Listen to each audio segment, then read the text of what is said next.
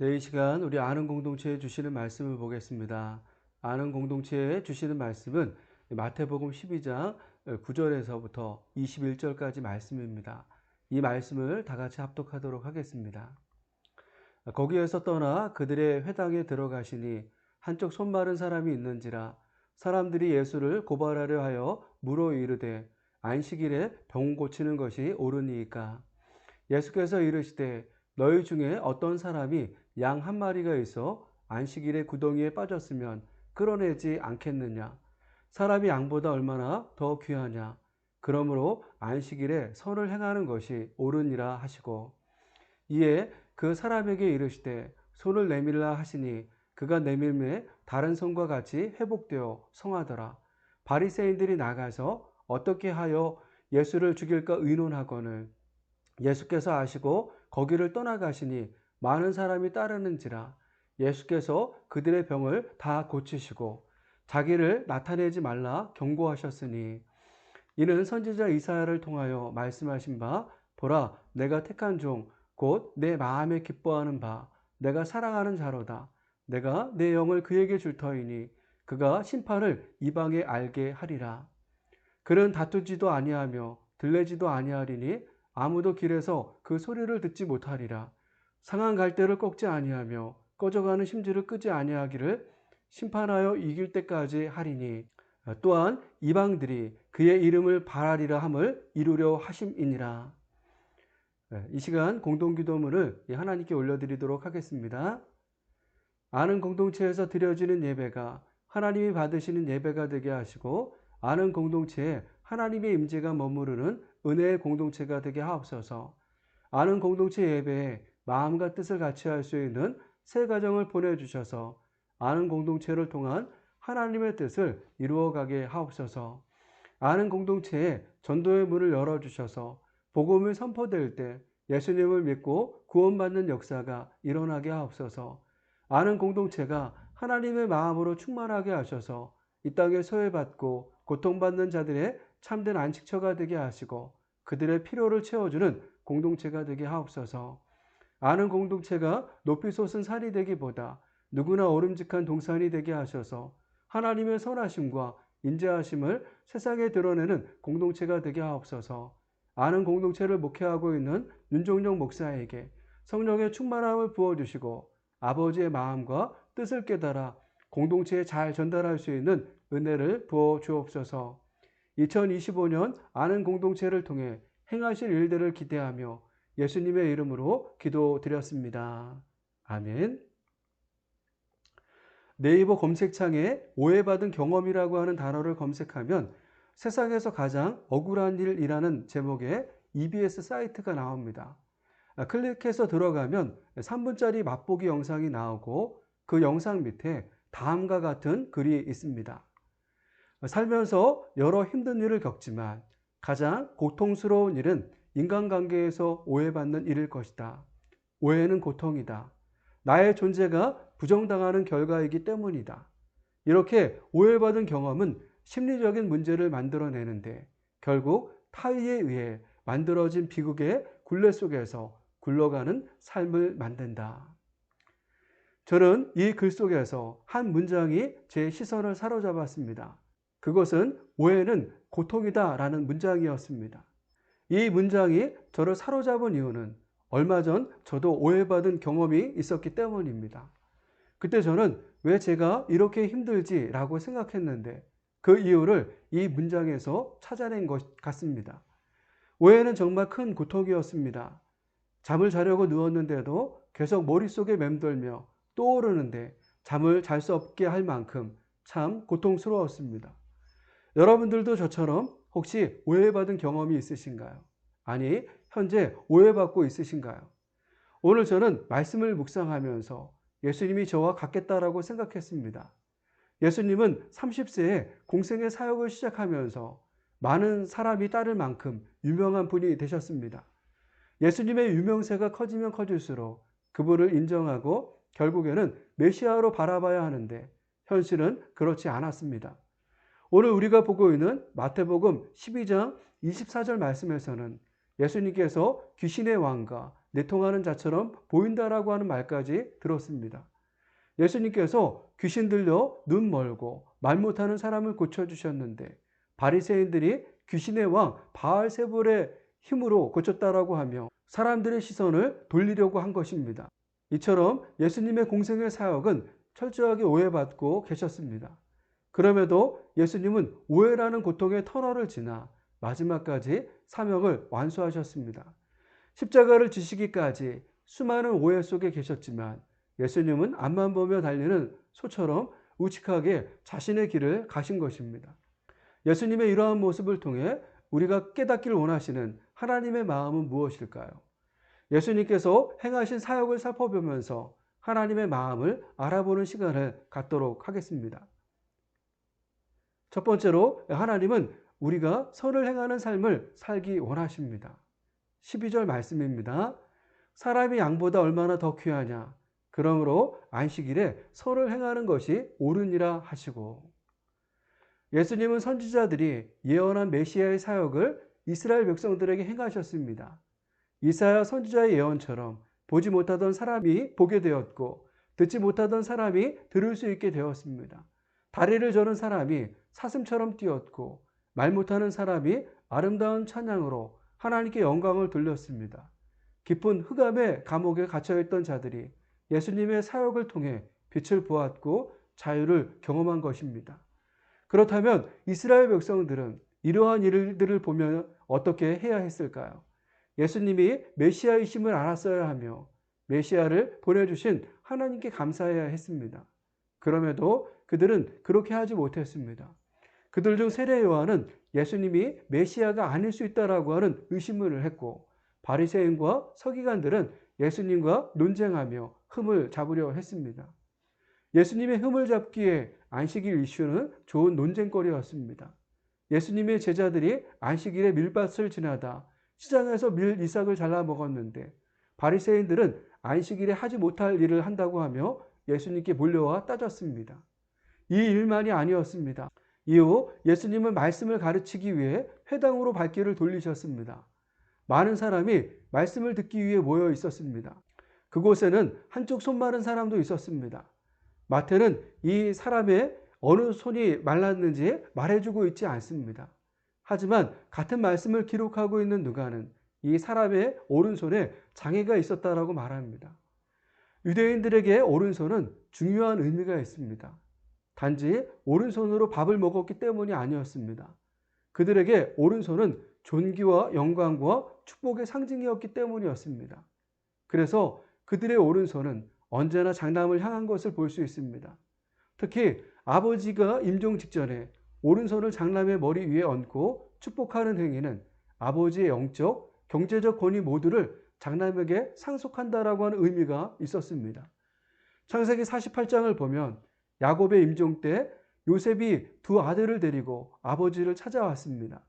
야곱이 기도해 주기 위해 차남인 에브라임의 머리에 오른손을, 장남인 므낫세의 머리에 왼손을 얹었습니다. 그러자 요셉이 손의 위치를 바르게 잡아준다고 옮기려고 한 것을 보면 오른손이 지닌 의미가 어떠했는지 알 수 있습니다. 예수님이 회당에서 만난 손 마른 사람은 단순히 오른손에 장애가 생긴 것이 아니었습니다. 그가 존귀와 영광과 축복을 모두 잃었다라고 하는 말이었습니다. 사람들은 이렇게 모든 삶을 잃은 자를 이용해서 예수님을 고발하려고 한 것입니다. 그러면서 그들이 예수님께 묻습니다. 안식일에 병 고치는 것이 옳으니까? 이 질문을 한 사람들은 안식일에 병을 고쳐서는 안 된다라고 생각했습니다. 왜냐하면 하나님께서 안식일에는 아무 일도 하지 말라고 하셨기 때문입니다. 그럼에도 그들은 예수님께 이러한 질문을 한 것입니다. 예수님도 이 질문에 담긴 그들의 의도를 잘 알고 있었습니다. 예수님의 답이 어떠한가에 따라 고발당할 수 있었습니다. 하지만 예수님은 손 많은 사람들을 향한 하나님의 마음을 외면할 수 없으셨습니다. 그래서 그들에게 되물었습니다. 너희 중에 어떤 사람이 양 한 마리가 있어 안식일에 구덩이에 빠졌으면 끌어내지 않겠느냐? 사람이 양보다 얼마나 더 귀하냐? 예수님의 질문에 당황한 그들은 아무 대답도 하지 못했습니다. 그러자 예수님께서 오히려 이 질문에 답을 말씀해 주셨습니다. 안식일에 선을 행하는 것이 옳으니라. 예수님은 이 말씀과 함께 그 사람의 오른손을 치료해 주셨습니다. 예수님의 이러한 행동을 통해 하나님께서 그들에게 진정으로 원하셨던 삶의 모습이 선을 행하는 삶이었다라고 하는 것을 알 수 있습니다. 오늘도 마찬가지입니다. 하나님께서 우리에게 원하시는 삶은 이 땅에서 선을 행하는 것입니다. 분명 하나님께서 안식일에 아무 일도 하지 말라고 하셨지만 그들이 선을 행했다면 언제나 이해하셨습니다. 지난주 나누었던 말씀처럼 다윗이 안식일에 제사장만 먹을 수 있는 진설병을 먹었지만 하나님은 다윗과 제사장 아히멜렉을 책망하지 않으셨습니다. 하나님은 그들이 모두 안식일에 선을 행했다고 보신 것입니다. 이처럼 하나님은 우리의 삶도 선을 행하는 삶을 살기를 원하십니다. 그래서 예수님은 우리를 세상의 빛과 소금이라고 하시면서 우리의 착한 행실을 보고 하나님께 영광을 돌리게 하라고 하셨습니다. 하나님은 우리 아는 공동체도 이 말씀처럼 선을 행하는 공동체가 되기를 원하신다라고 믿습니다. 일전에 말씀드렸던 것처럼 하나님은 우리 아는 공동체가 하얀 도화지와 같은 교회라고 하셨습니다. 어릴 적 하얀 도화지 위에 우리의 꿈을 그렸듯 하나님께서 당신의 꿈을 그리기 위해 아는 공동체를 세우셨다라고 믿습니다. 그렇다면 하나님께서 우리 아는 공동체를 통해 그리고 싶은 꿈은 무엇일까요? 저는 오늘 예수님께서 말씀하셨던 선을 행하는 일이 옳다고 고백하며 삶을 살아내는 공동체가 하나님께서 꿈꾸시는 공동체라고 생각합니다. 유튜브에서 거지가 교회 앞에라는 단어를 검색하면 오디오북 영상을 볼 수 있습니다. 이 영상이 실화를 바탕으로 만들어진 것인지 모르지만 듣는 순간 하나님께서 말씀하신 선을 행하는 일이 옳다고 고백하며 삶을 살아내는 공동체가 어떤 공동체를 말하는지 알 수 있었습니다. 이 이야기는 한 젊은 목사가 내일 담임 목사로 부임하는 교회의 진짜 모습을 보기 위해 거지로 분장한 후 교회 앞에서 구걸하는 이야기로 시작됩니다. 늦가을 이 목사는 노숙자처럼 낡은 코트와 허름한 옷차림을 한 후 깡통과 함께 배고픕니다. 도와주세요 라고 적힌 종이를 들고 교회 앞에 앉아 있었습니다. 많은 교인이 노숙자 곁을 지나갔지만 그를 불쌍하게 여기는 사람은 없었습니다. 오히려 사람들의 시선은 냉담했고 경계와 두려움의 시선으로 그를 바라만 볼 뿐이었습니다. 그들은 인상을 찌푸렸고 어떤 사람들은 길을 돌아서 갔습니다. 심지어 장로와 몇몇 교인은 교회 앞이니 이곳에서 이러시면 안 된다고 그를 쫓아내려 했습니다. 화려한 예배당과 달리 그들의 마음은 차가웠습니다. 따뜻한 환대는 찾아볼 수 없었습니다. 차가운 경계만 그곳에 가득했습니다. 그런데 초등학생처럼 보이는 소녀가 노숙자 곁으로 다가와 힘내시라며 건넨 초콜릿은 그가 경험한 유일한 따뜻함이었습니다. 이후 많은 시간이 흘렀지만 이 소녀 외에는 자신을 따뜻하게 대해준 사람이 없었습니다. 저녁이 되었습니다. 노숙자는 교회 안으로 들어가기로 결심했습니다. 교회 문을 열고 들어간 순간 사람들의 시선이 그에게 집중되었습니다. 노숙자를 본 장로는 단호한 태도로 경찰을 부르겠다라고 위협하며 그를 쫓아내려 했습니다. 몇몇 성도들이 말리며 그렇게까지는 하지 말자고 했지만 여전히 그를 향한 교인들의 시선은 날카로웠고 적대적이었습니다. 노숙자는 강단 앞으로 향했고 마이크를 잡았습니다. 자신이 내일 부임하는 담임 목사라고 말하자 그곳에 있던 모든 분이 놀랐습니다. 그러면서 자신이 왜 노숙자 모습으로 교회를 찾아왔는지 말했습니다. 그러자 성도들의 눈에 눈물이 흘렀습니다. 노숙자는 계속 말을 이어갔습니다. 자신을 향해 많은 성도가 경계와 두려움의 시선으로 바라볼 때 유일하게 초콜릿을 건네준 따뜻함을 전해준 소녀가 있었다라고 말하며 이 어린 소녀의 순수한 작은 사랑이 교회의 소망이라는 말을 하였습니다. 그러자 성도들은 자신의 부끄러운 내면을 들여다봤습니다. 가장 부끄러움을 느낀 것은 장로였습니다. 그는 목사님께 달려와 진심으로 용서를 구했고 그를 냉대했던 성도들도 용서를 구했습니다. 이후 이 교회가 어떻게 되었을까요? 이 교회는 겉모습만 보고 사람을 판단하던 교회에서 진정한 사랑으로 선을 행하는 교회가 되었습니다. 그들은 예배 후 노숙자와 가난한 이들을 위한 급식소와 쉼터를 제공했습니다. 교회의 변화는 단순히 봉사활동에 그치지 않았습니다. 지역사회에 사랑과 나눔의 문화를 전파하며 사회를 끌어안았습니다. 사랑하는 여러분, 저는 이 영상을 보며 하나님께서 우리 아는 공동체가 이 교회처럼 지역사회에 선을 행하는 공동체가 되기를 원하시는 줄 믿습니다. 우리 아는 공동체는 2025년도 공동 기도문을 예배 때마다 함께 고백하고 있습니다. 기도문 중 네 번째 기도는 다음과 같습니다. 아는 공동체가 하나님의 마음으로 충만하게 하셔서 이 땅에 소외받고 고통받는 자들의 참된 안식처가 되게 하시고 그들의 필요를 채워주는 공동체가 되게 하옵소서. 이 고백처럼 우리 공동체는 현재 두 가정을 작은 물질로 섬기고 있습니다. 지난달까지 한 가정을 섬겼는데 5월달부터 한 가정을 더 섬기고 있습니다. 우리가 이렇게 하기로 한 것은 하나님께서 우리가 기도한 것처럼 섬기길 원하셨기 때문입니다. 바라기는 이러한 가정이 더 많아졌으면 좋겠습니다. 우리를 통해 더 많은 곳에 하나님의 사랑이 흘러갔으면 좋겠습니다. 왜냐하면 하나님은 우리 아는 공동체가 선을 행하는 공동체가 되길 원하신다라고 믿기 때문입니다. 이러한 믿음으로 아는 공동체를 세워나가는 우리가 되기를 축복합니다. 두 번째로 하나님은 우리가 좋은 나무가 되기를 원하십니다. 33절 말씀입니다.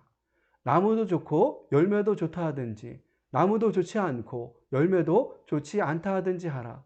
그 열매로 나무를 아느니라. 앞선 말씀처럼 오해는 고통입니다.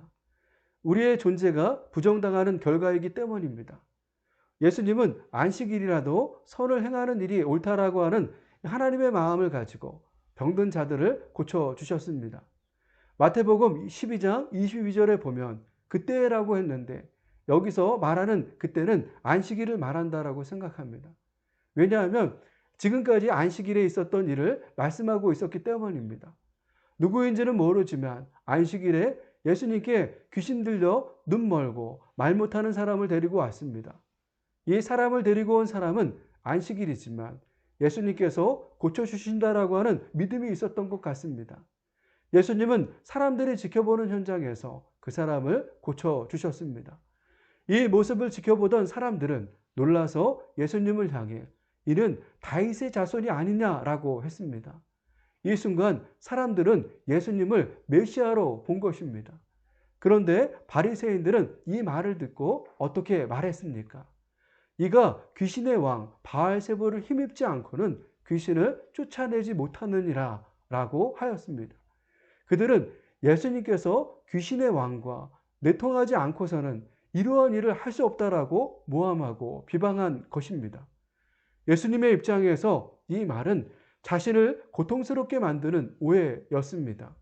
이후 예수님의 말씀처럼 귀신의 왕 바알세불을 힘입어 귀신을 쫓아냈다면 같은 편을 공격하는 일이 되기 때문입니다.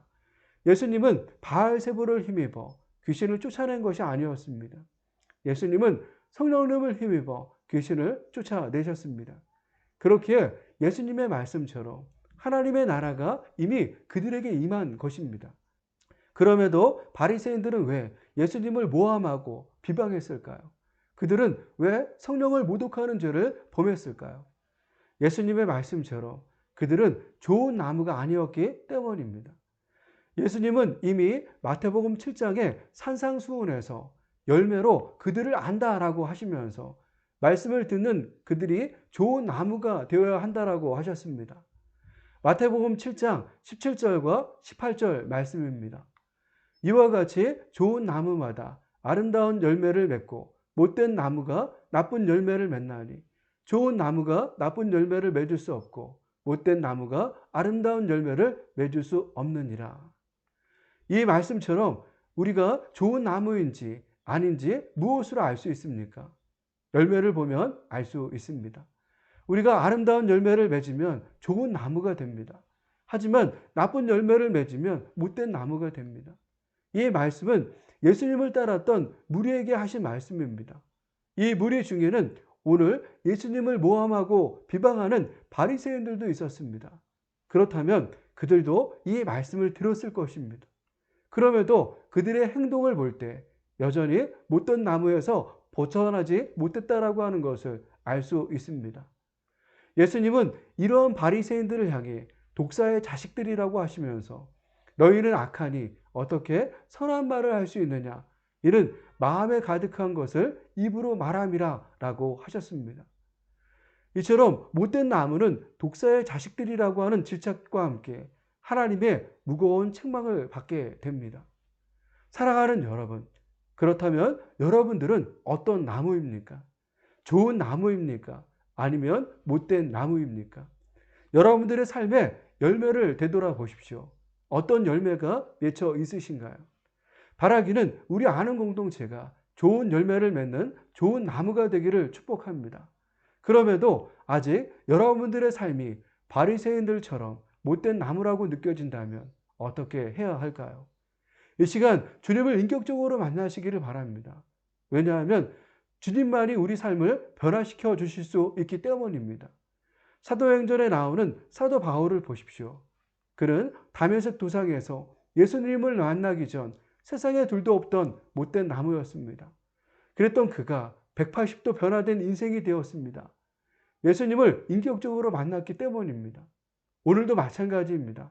우리가 좋은 나무가 되는 유일한 길은 예수님을 통해 하나님의 통치를 받는 삶을 사는 길입니다. 사랑하는 여러분, 아직 우리에게 소망이 있습니다. 우리의 삶을 완전히 변화시켜 주실 주님이 우리와 함께 하시기 때문입니다. 하나님은 우리 아는 공동체가 좋은 열매를 맺는 좋은 나무가 되기를 원하십니다. 그러면서 누구보다 선을 행하는 삶을 살기를 원하십니다. 이 믿음으로 예수님께서 오해라는 고통의 터널을 지나 마지막까지 사명을 완수하셨던 것처럼 우리에게 주어진 사명을 완수하는 공동체가 되기를 축복합니다.